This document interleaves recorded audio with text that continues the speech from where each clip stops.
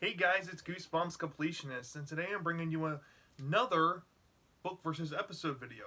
And in this video today, we're going to be discussing Welcome to Camp Nightmare, book versus episode. Yeah, I know the DVD has One Day at Horrorland on it, but if you turn it over on the back, it features Welcome to Camp Nightmare. This is a sealed DVD. I haven't opened it because I watched the episode on Netflix, so I don't need to open it as of yet. So, yeah, for the book, this is a weird case where these are pretty even in a lot of ways. I gave the book a 4.5 out of 5. This was a childhood favorite book. It just kind of came down to my love for it after rereading it.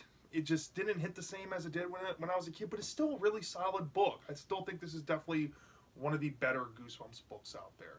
And for the episode, I gave it a 4.6 out of 5. I think this is a slightly altered version where you get a little more things out of it, especially by the end, and you get a little more comedy because I don't know if it's from the Jeff Cohen teleplay or the Ron Oliver directing chops here, but it just feels like a slightly altered product to where they're so similar but kind of different slightly.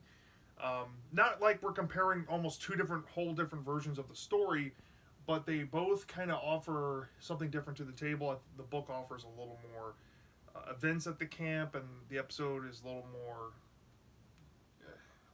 comedic focus, I would say. But they're both still really good and very close. So you might think that this book versus episode might be, closer to a tie. Maybe by a hair or something else wins, and we'll get to that near the end. But yeah, this is probably one of the hardest ones I've had to do as of yet. They're so close in so many ways that it's going to come down to little things, I guess, if I had to pick one. So if you're not familiar with how I do book versus episode videos, I normally run down some main things. The first being characters. So this includes main characters, side characters, villains, antagonists, you name it. Which ones in which version do I find superior? The second thing I look at is atmosphere. Which one has the better atmosphere? Are they equal? Which one excels better? The third thing I look for is overall plot. The plot, is it better in which version, or maybe they're equal, or maybe the episode's very faithful to the book, things like that. When there are things like aesthetics to judge, I like to look at aesthetics. In this case, I will not be, but sometimes I will review aesthetics, which means like little details that might get altered in either version. And then, of course, we deal with the climax. So which one had a better climax? And the overall ending. Which one do I think has a superior ending? Okay? So let's run through characters. This story has a lot of characters to run through, so we're going to try to get them done as quickly as possible, okay? So let's start off with the lead character, Billy. Now, Billy in the book and in the episode is a very headstrong kid. He has some common sense. Maybe on the book's end, he does have some, I guess, more realized common sense in the episode. I think the episode kind of shows a little bit of plot convenience with his character in some ways, but for the most part, Billy is pretty even, I would say. He has this nurturing side to him. He has this brave side to him. He likes to question authority when appropriate. He likes to follow authority. He knows when to hold and when to fold him. He's a very smart kid. Honestly, one of the best protagonists I think you will ever find in a Goosebumps book. But the book, he does come off a little more insecure. Now, I'm not saying that makes his character more relatable, but I definitely think that it kind of muddles in with his character trying to be brave and strong. He's also insecure. And I think that his insecurities sometimes show through a little more than his bravery, a little more than his heroic side. As in the episode, he's just pure hero. I mean, he's like the go-to kid. I mean, he's the number one camper, as Uncle Al would call him. He's just a model kid. And I can see why people fall in love with his character, and I see a lot of people loving the episode because his character is so good, and a lot of people that love the episode probably read the book, either close to it, maybe first, maybe second. But in my experience, I think I slightly prefer Billy in the episode more than the book. I think Billy's just more heroic. He's less confusing. Um, his character comes off more serious. He comes off more, I guess, awesome. BA. I'm not going to say what that means, but you know what I mean. He just comes off like you don't want to mess with me in the episode. As in the book, he's just kind of mixed all over the place. So I'll give it the edge to Billy in the episode. Now let's get into some supporting characters. There's a lot of them to run down, so we'll run down the list. Let's start off with Mike, the character who gets bit with the hand in the hand by a snake.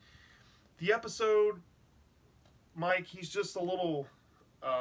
He comes off a little whiny, understandably whiny, but he has a bigger role in the book, and he lasts a little bit longer. In case you don't know, this is going to be kind of mild spoilers. Mike is one of the characters that disappear and causes Billy to go into some paranoia. I think how he disappeared in the book is better. So for his character, I prefer what happened to him in the book more.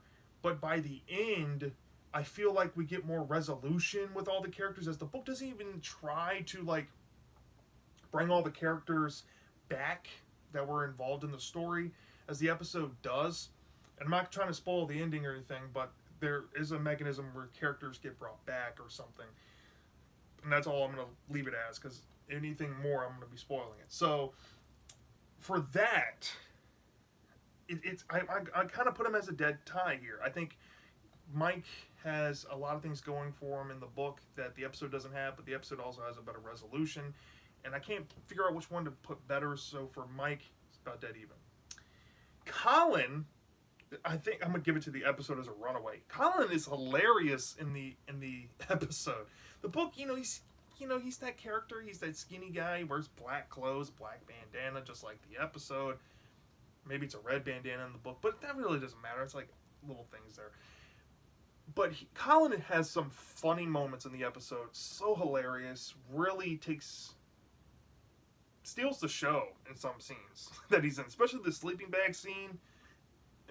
Anything with him in the sleeping bag is hilarious. So, yeah, Colin, I'm giving the edge to the episode. Now, Jay is one of the interesting ones because Jay, I think, is alluded to be,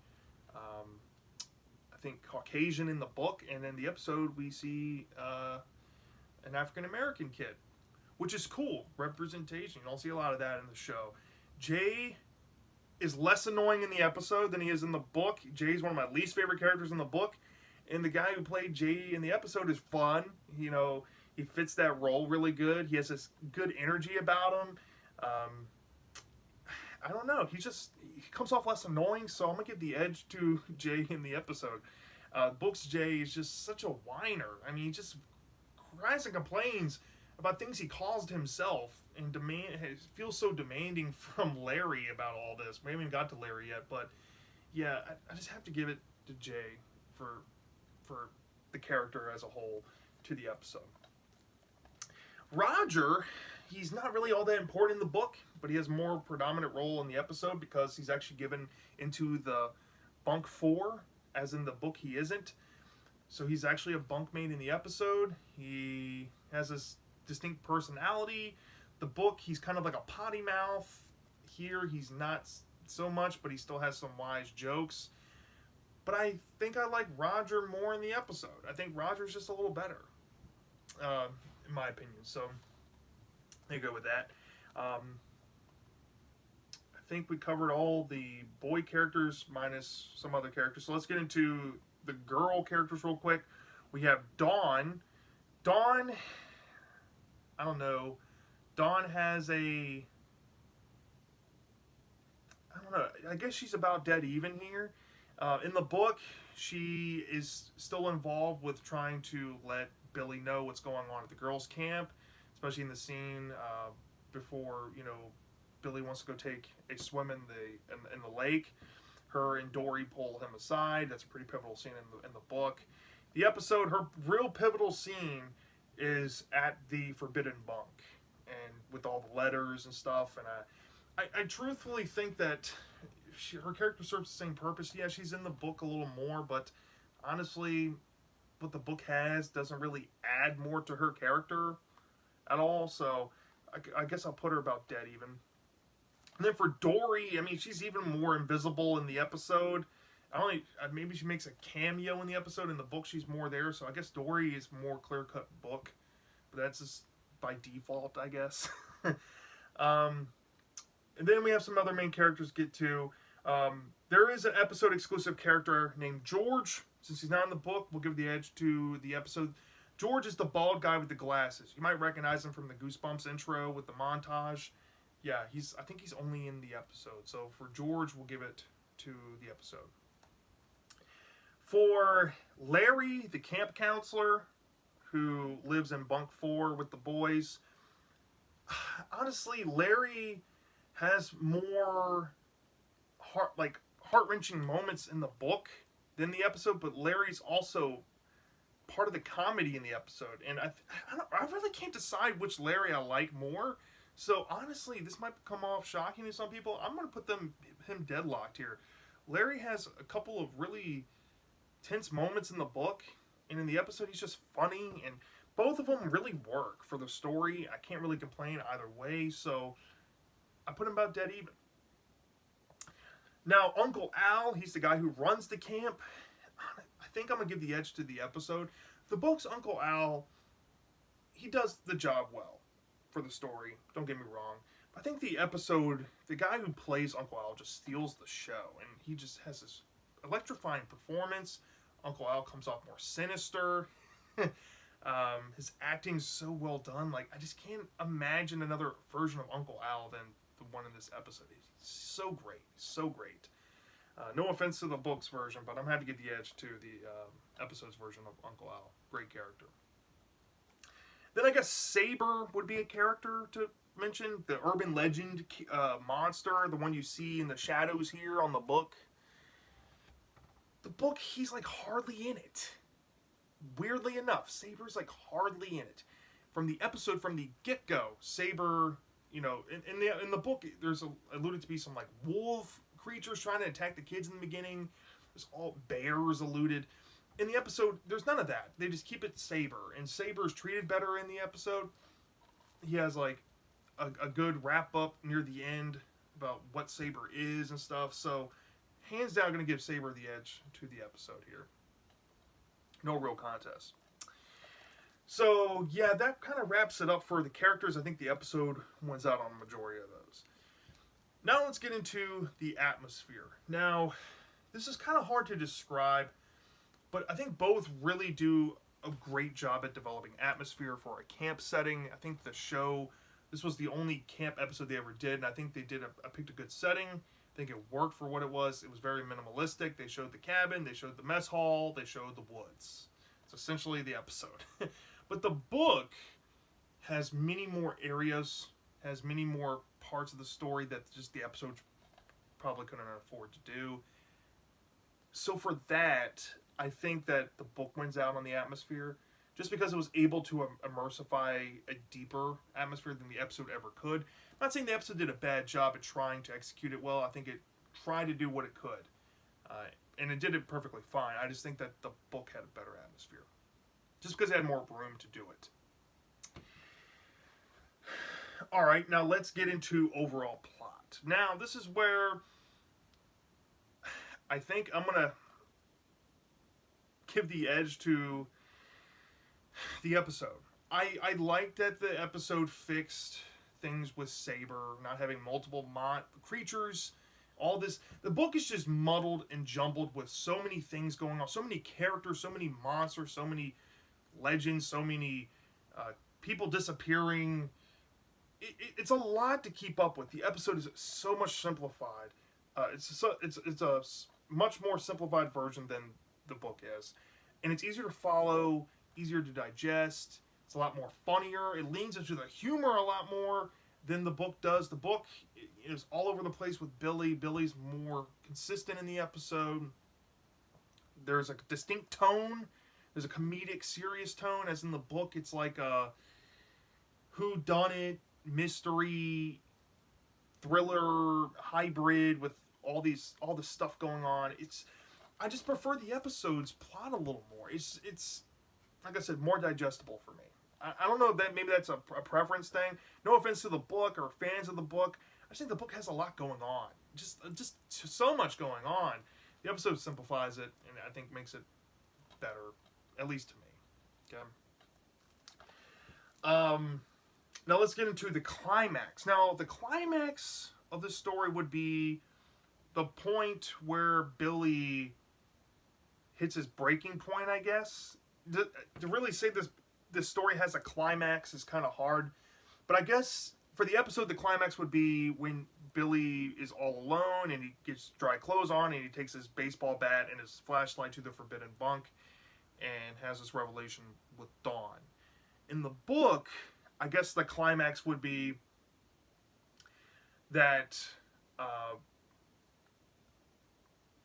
I think the climax would be that Larry gets saved by Billy from drowning, and the whole thing with Uncle Al happens about the canoe issue, and they get marched to this special, I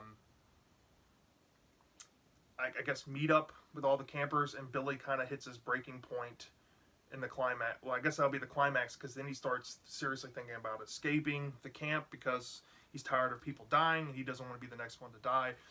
So they kind of have two different climaxes here. Which one do I prefer?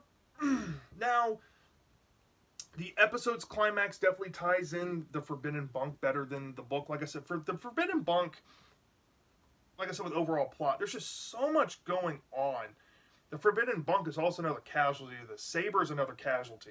All these monsters and locations. Forbidden Bunk really doesn't do much other than it facilitates a scene where Roger might go missing, right? Roger goes missing.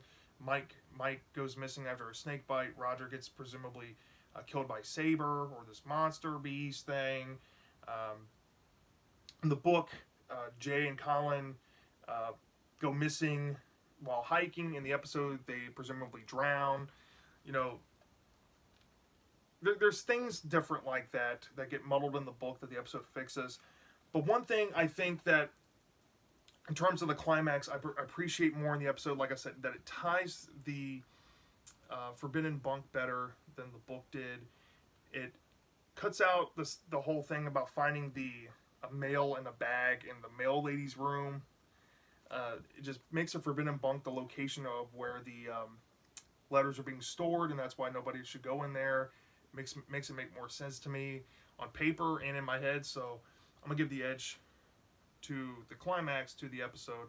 Although I don't think the climax, I guess the quote-unquote climax in the book, is that bad. It's just, I don't know. I don't want to call it much of a climax. Then we have the overall ending. Now, the ending in the book is essentially the same as the episode. The whole premise is essentially spot on the same. However, in the book, everything about Saber, what Saber was, where all these people that disappeared have gone to, there's an allusion, not illusion, but allusion, alluding to what happened to them is revealed. This kind of similar with Uncle Al. There's a big revelation. Uncle Al tells Billy. That's essentially the same, either way you go. Except the book is missing the context the episode gave. I'm not saying the episode has great context, but at least it's there. About Saber, about Mike, about Roger, about Jay and Colin. They all come back in the episode. In the book, they don't. And, it's just like this whole thing. It's this whole thing where I think after watching the episode again, I used to think that the book had the better ending, but I'm now team episode. I think the episode just has a better ending. I think it ties it better. It keeps that same premise. It's still the same twist. Don't get me wrong. It's still the same thing. But I think at least the episode tries to offer more. Do I still not like the ending as much? Not really. I don't like it either way, really, all that much. But it's not like the worst ending ever. It's only like one sentence in the book. And it's only like, or it's like a couple sentences in the book, and it's like the final scene of the episode. So it's not that big of a deal. Even though I think the night moon reference is kind of used better in the episode. I'm not going to spoil what that means, but get my drift. But yeah, so when it comes to book versus episode, yeah, I honestly, I think this was a runaway. I think the episode just won out so much, won out with the majority of the characters. Like I said, the book has a better atmosphere. But everything else, the episode wins out. And I think if I had to pick which one is superior, I'm going to say the episode is superior. And it might be close in points, but where the book excels, and I give bonus points to the book for being just well written, interesting, has good character dynamics and all that. But the episode, I don't like. It's just a better product to me. I think it's funnier. It's just more suited for me, I guess, for this specific story. Even though I only gave it like 0.1 points higher, I think that 0.1 is more of a mile to me than some other 0.1s I'll probably give in the future or have given in the past, where like, you know, something with a 0.1 difference might be a tie. Here, I think I genuinely prefer the episode more, by a couple hairs. Even though it's like only a 0.1 difference, I think the episode's strengths really match the book strengths, and then it has its own strengths in its own ways. And don't get me wrong, the book has its own strengths that the episode doesn't have too, but I think those extra strengths the episode has, or I guess the magnitude of its own strengths, just a little bit outweigh the books for me. So, yeah, I think the episode is superior for Welcome to Camp Nightmare, and that's my thoughts. So, let me know down in the comment section what your thoughts are on Welcome to Camp Nightmare. Which one do you think is superior? Do you think the book is superior? Do you think the episode is superior? Or do you think they're equal? I'm dying to know. And I'll see you next time.